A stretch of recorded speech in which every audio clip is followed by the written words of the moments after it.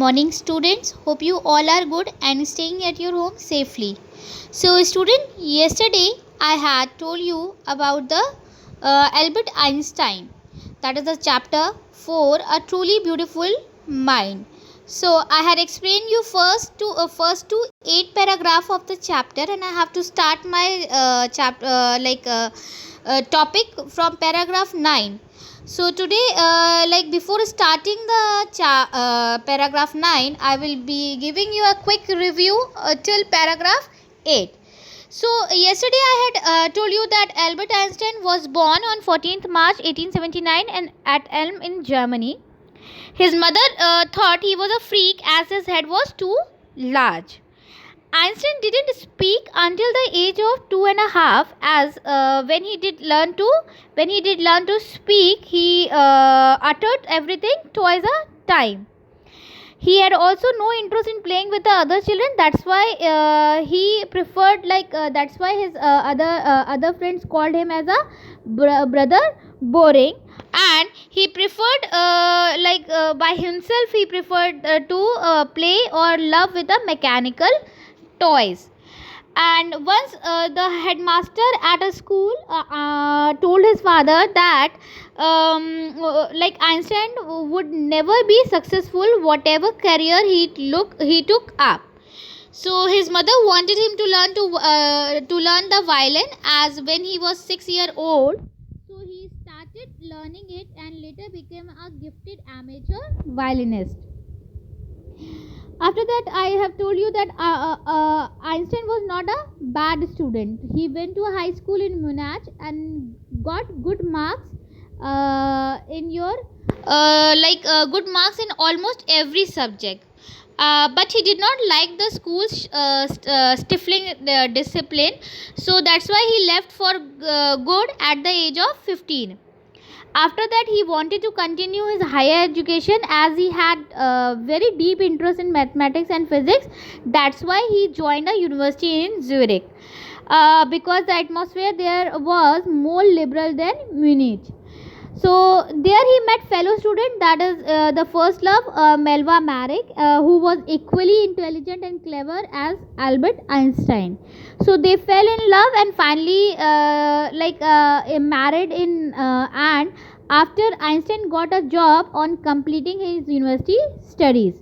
So now I have told you that in 1900 at the age of 21, Albert Einstein was graduated, and in 1902 he got a job as a technical expert in the patent office in Bern. And though his job was to assess others people's invention, but he worked secretly on his idea on relativity. So he published his special theory of relativity in 1905, according to which time and distance are not absolute, and where he works, that was his desk drawer. He always called his desk drawer the Bureau of Theoretical Physics. So now today I will be starting my paragraph 9. So the paragraph 9 goes like this. One of the famous paper of 1905 was Einstein's special theory of relativity, according to which time and distance are not absolute. Indeed, two perfectly accurate clocks will not continue to show the same time if they come together after a journey. If one of them has been moving very fast relative to the other. From this followed the world's most famous formula, which describes the relationship between mass and energy, that is E is equal to mc square. So in 1905 his thesis he had written his thesis on the special theory of relativity, and according to which time and distance are not absolute, means they are not correct. According to them, two perfectly clock will not continue if they travel in the same time period. So from this followed the world's most famous formula derived, and which describe the relationship between mass and energy, that is E is equal to mc square. 10th paragraph. While Einstein was solving the most difficult problem in physics, his private life was unraveling. Unraveling means starting to fail. Albert had wanted to marry Melva Wright after finishing his studies, but his mother was against it. She thought Melva, who was 3 years older than her son, was too old for him. She was also bothered by Melva's intelligence. She is book like you, his mother said. Einstein put the wedding off. So, when he was solving the most difficult problem of in physics, his private life, means his love life, was starting to fail, as Albert Einstein's mother did not like Melva because she thought that she is too intelligent like Albert Einstein, and she is also 3 years older than him. So she always says that she is a book like you, and that's why Einstein put the wedding off. 11th paragraph.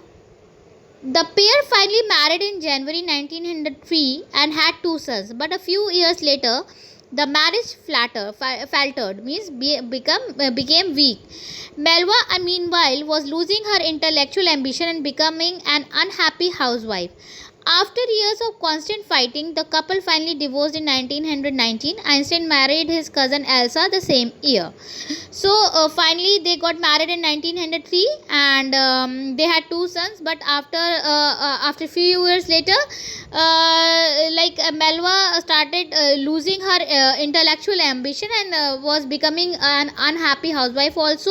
So after the fight between them, they got divorced after 16 years of their marriage in 1919, and again Einstein had remarried with his cousin Elsa the same year. 12th paragraph. Einstein's new personal chapter coincided with his rise to the world fame. So in 1915, he had published his general theory of relativity, which provided a new interpretation of gravity. So in 1919, during a solar eclipse, his theory came out to be accurate, which brought a scientific revolution. Okay, so an eclipse of the sun in 1919 proved that it was accurate. So Einstein had correctly calculated in advance the extent to which the light from fixed stars would be deflected through the sun's gravitational field, and the newspaper proclaimed his work as a scientific revolution. So in 1919, during a solar eclipse, his theory came out to be accurate, which brought a scientific revolution. Because he had estimated the same estimation, and also in advance he had calculated the same estimation from the fixed star and through the sun's gravitational field. So 2 years later, he not 2 years later, but the newspaper has already announced about his work as a scientific revolution. 13th paragraph. Einstein received the Nobel Prize for Physics in 1921. He was showered with honors and invitations from all over the world and lauded by the press. So 2 years later, he received the Nobel Prize for Physics. After this, he became a world figure. 14th paragraph. When the Nazis came to power in Germany in 1933, Einstein immigrated to the United States. 5 years later, the discovery of nuclear fission in Berlin had American physicists in an uproar. Uproar means very upset. Many of them had fled from fascism, just as Einstein had. And now they were afraid the Nazis could build and use an atomic bomb. So in 1933, Einstein immigrated to the United States as the Nazis had came to power in Germany. So he was apprehensive about atomic bomb. So when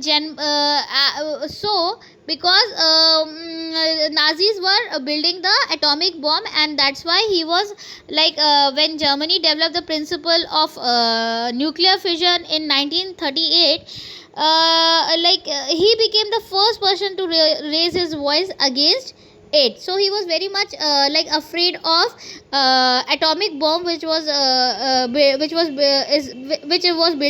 built by Nazis.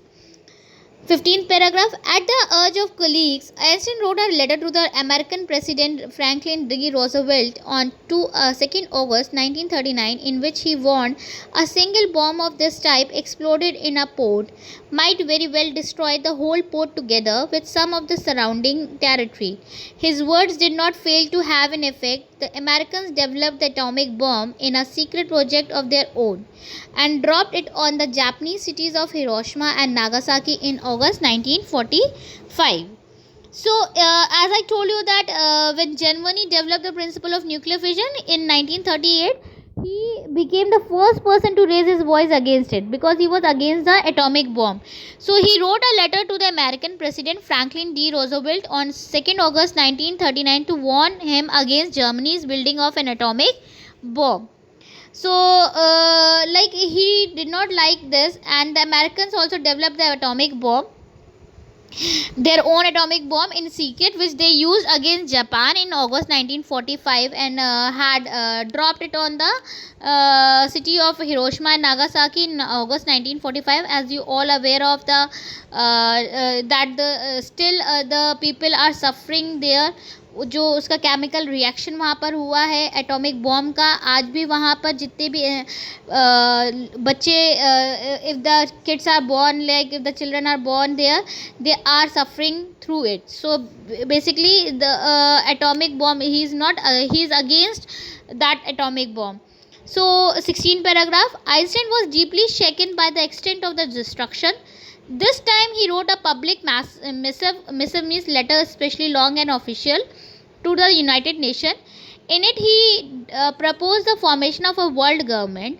Unlike the letter to Roosevelt, this one made no impact. But over the next decade, Einstein got ever more involved in politics, agitations for an end to the arms build-up, and using his popularity to campaign for peace and democracy. So when the large scale destruction that it caused caused Einstein shock. So like from within, he from inside, he was very much shocked by the last destruction made by the atomic bomb. So he then wrote an open letter to the United Nations proposing the formation of world government which could stop such destruction by putting an end to the arms build-up. But there was also nothing there. The reply was not there, as he had wrote a letter to the Franklin D. Roosevelt also, but there was no response came from there. So now he started campaigning for the peace and democracy. When Einstein died in 1955 at the age of 76, he was celebrated as a visionary and world citizen as much as a scientist genius. So he was a great advocate become an advocate of a peace and democracy, and also started campaigning for the same till his death in the 1955 at the age of 76. So now he was celebrated as a visionary, and also called as a people now came to know as a world citizen rather than as much as a scientific genius. उन्होंने एक all of you know that he had represented a theory of relativity, but now people are knowing from his campaign for the peace and democracy as a world citizen, as well as a visionary. So student, in this way I had completed the chapter. And if you have any query, students, if you have any query in any paragraph, please ask from me in your WhatsApp classes. You all are not responding it, you all are not joining the GMeet class, so it's a request from your ma'am side. If you have any query, if you are not getting any paragraph explanation, like if you are not getting any paragraph, so you can ask from me in your WhatsApp class. I'm giving you so much time, but you all are not responding it, so it's a request from my side. Please respond. If you don't understand, please ask from me, and tomorrow I will be taking up the question answers of the chapter, this one, A Truly Beautiful Mind. And after that, very soon I will be taking up the poem. If the poem is there, I guess the poem is there, but that is not coming in your this term means this session. So the Lake Isle of Innisfree is deleted from your course. So the Snake and the Mirror is also I guess is not there, but the poem is there. I guess the poem is there. So the poem is a Legend of the Northland. So I will be taking up the Legend of the Northland very soon. But please students, I request you all, if you have any query, please ask from me, and please do find out the answers of the chapter A Truly Beautiful Mind, and you all have to do the question number you all have to do from question number 1, that is a few letters the marriage faltered, means you have to give me the right answer. So you all have to do question number 1, 2, 3, 4, 5 and 6 and 7. So this is your homework. And I guess no, this is not your homework, this is there. Don't do the first question, you all have to do the second, third, fourth, fifth and sixth and seventh. Just cut question number 1 and question number 8, and you all had to do question number from second to seventh, you all have to do. So just go through this chapter again, and if you have any query, I am repeating it again and again, please ask from me, and do all these questions that is given on page number 51. Page number 51 from question number 2 to 7, you all have to do it. And if you have day after tomorrow, means tomorrow I will be asking the questions from all of you. Thank you students, take care and bye bye.